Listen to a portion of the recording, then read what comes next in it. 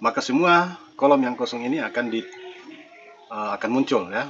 Nah, kemudian ketik X di kolom ini, kemudian tekan Ctrl bersamaan dengan Enter.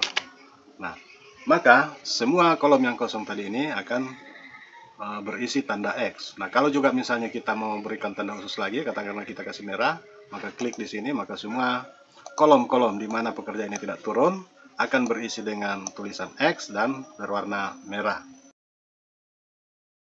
Selamat bersua di Alvin 722 Channel. Kali ini saya akan berbagi pengalaman cara membuat laporan pertanggungjawaban untuk penggunaan dana upah pekerja atau tukang pada kegiatan infrastruktur atau pembangunan desa. Seperti kita ketahui bahwa di dalam setiap PRAB kegiatan infrastruktur, biasanya disertai dengan pemberian upah atau insentif bagi tukang dan pekerja, dan tentu saja penggunaan dana tersebut harus dipertanggungjawabkan. Dalam video ini, saya ingin berbagi cara membuat laporan penggunaan dana dengan sistem upah harian. Keunggulan dari sistem pelaporan dengan sistem harian ini adalah pelaporannya mudah, dan tentu saja akan terhindar dari pajak. Beda dengan pelaporan upah pekerja dengan sistem borongan yang harus disertai dengan surat perjanjian kerja, kwitansi bermaterai, dan tentu saja bisa kena pemotongan pajak. Simak tutorialnya baik-baik, dan bagi teman-teman yang butuh template daftar harian pekerja seperti yang ada di video, silahkan download di kolom deskripsi di bawah video, secara gratis. Anda cukup menekan tombol like dan subscribe, dan share ke teman-teman, agar kami semakin bersemangat membuat tutorial semacam ini.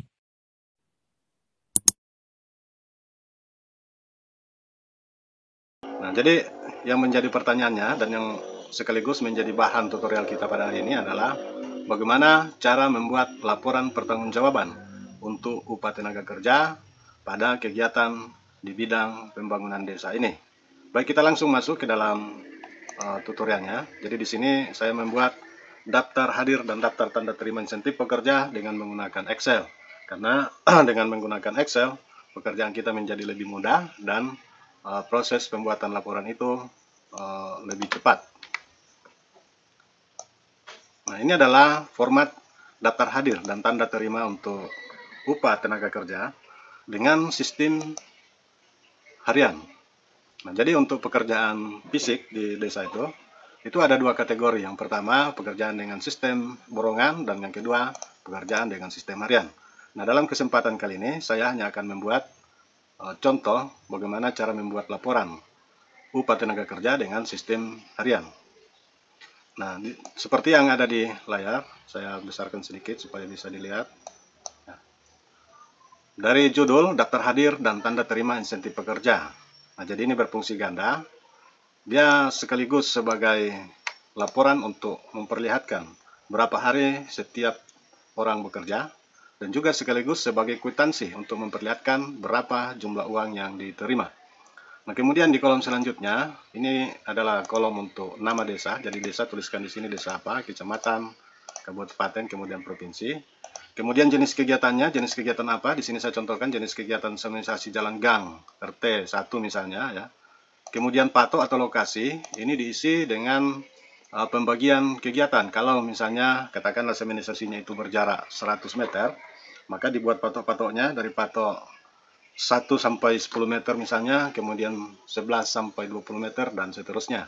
Tapi kalau sementisasinya hanya kecil, yang hanya makan waktu 1-2 hari pekerjaan, maka patok ini tidak usah diisi, dan bisa diganti dengan lokasi kegiatan, misalnya RT 1. Kemudian masa kerja, ini adalah bulan dan tahun pada saat kita melaksanakan pekerjaan.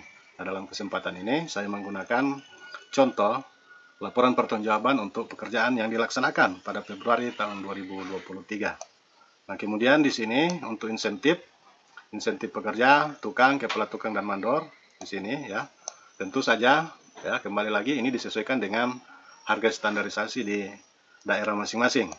Nah, di sini saya sengaja menuliskan nilai harian ini dengan terpisah dari tanda ini titik 2 dan juga terpisah dari ini. Maksudnya supaya lebih memudahkan ketika kita menggunakan rumus Excel.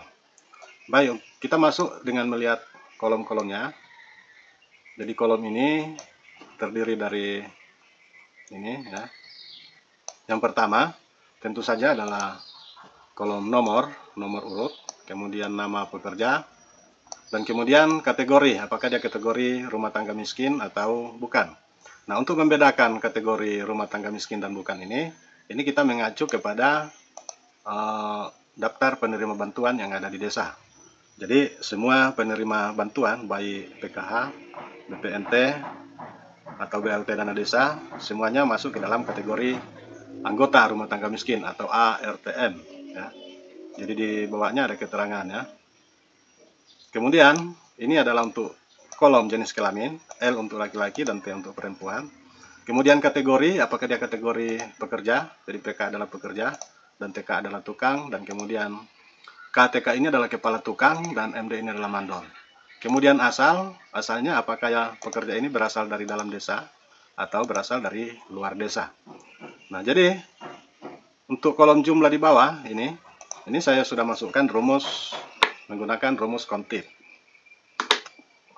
Rumus kontip ini adalah menghitung kriteria yang ada di dalam sini. Jadi saya masukkan rumus kontip jumlah dari F11 ini ya, F11 sampai F16 ini, F16 untuk kriteria tanda centang ini ya.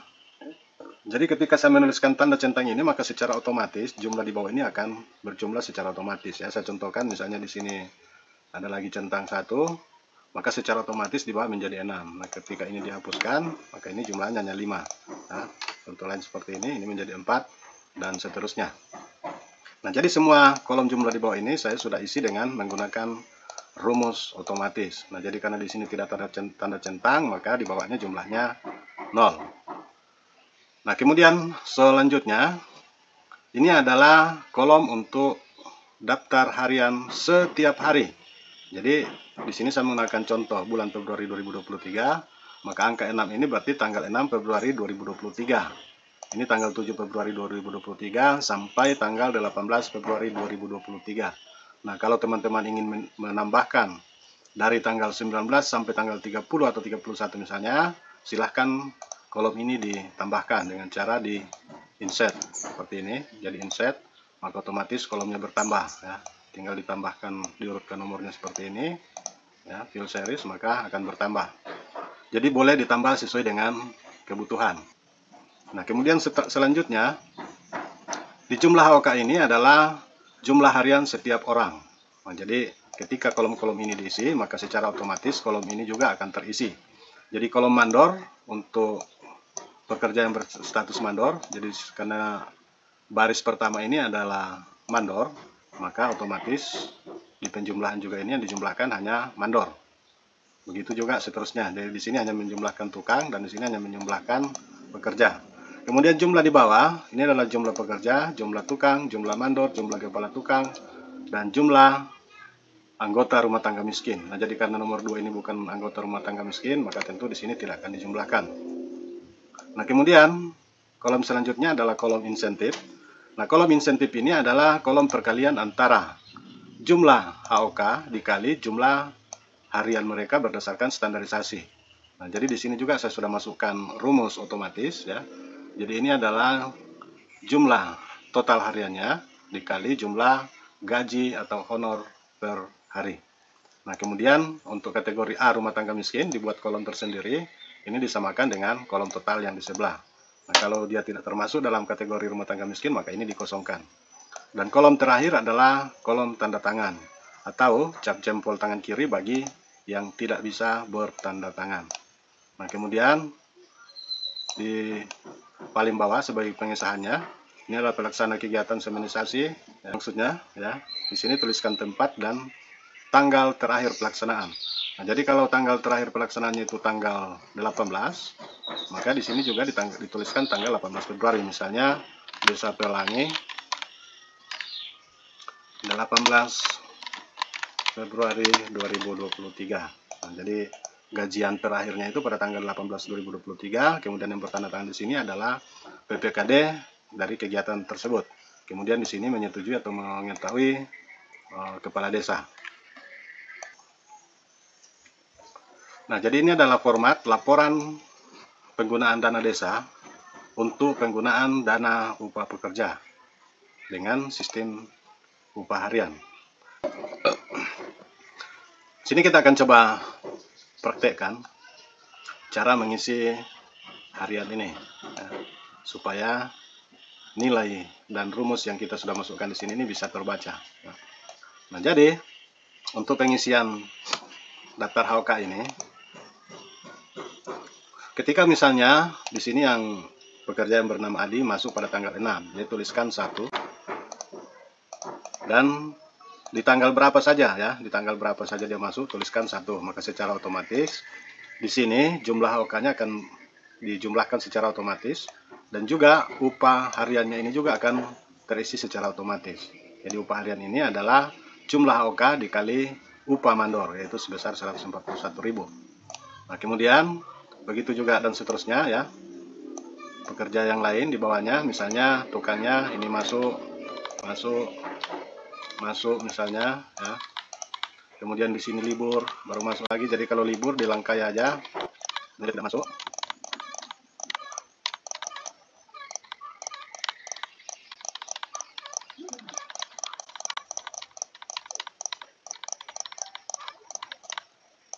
Ya. Jadi kalau masuk kita tulis 1, kalau tidak masuk kita langkai.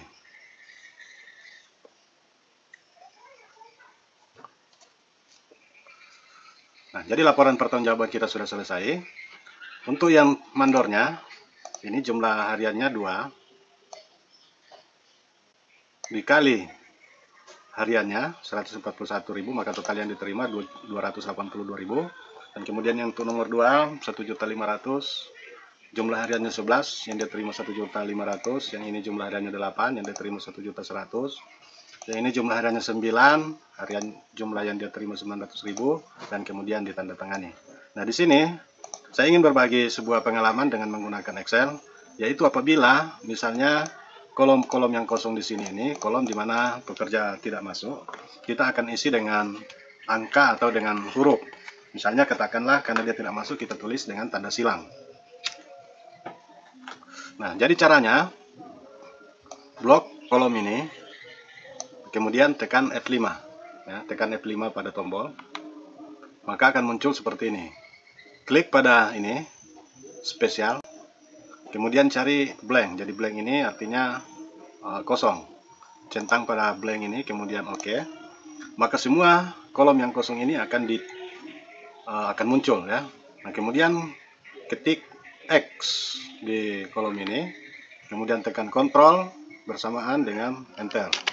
Nah, maka semua kolom yang kosong tadi ini akan berisi tanda X. Nah, kalau juga misalnya kita mau berikan tanda khusus lagi, katakanlah kita kasih merah, maka klik di sini, maka semua kolom-kolom di mana pekerja ini tidak turun akan berisi dengan tulisan X dan berwarna merah.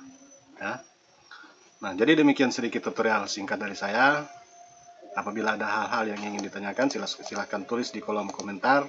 Dan jangan lupa dukung kami dengan menekan tombol like, subscribe agar channel ini dapat berkembang. Terima kasih untuk waktu yang telah dimanfaatkan untuk menonton video kami.